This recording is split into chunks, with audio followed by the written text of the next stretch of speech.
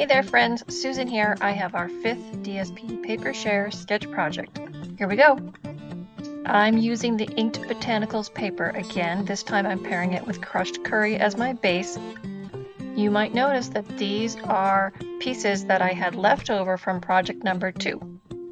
So here are the 3 pieces, and this is how I cut them down for this project. We're not going to use them all, so we're still going to have a couple of pieces as leftover to use again. And these are the 4 pieces with the measures we're using today.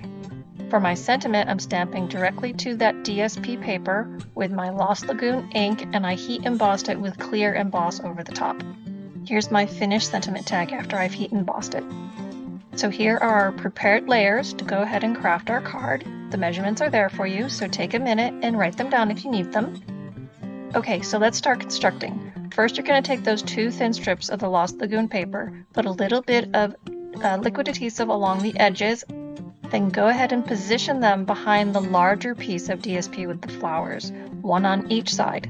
I do use my grid sheet to help me make sure everything is square when I'm lining those up. Then just go ahead and use liquid adhesive again and add it to the front of your card. Then here you see it finished off. I added the sentiment with dimensionals to pop it up just a little bit. So there we go, card number 5 for our DSP Paper Share sketch projects. I hope you're enjoying them and giving them a try with all that beautiful paper you have been collecting. As you know, I am a Stampin' Up! Demonstrator, so please shop with me online to support my creative endeavors. When you do, you'll receive a card kit from me with a tutorial as a thank you, something fun for you to put together. You can always find me online at susanwebster.stampinup.net, or you can follow my blog at pumpkinhillstampers.thesearemystamps.com.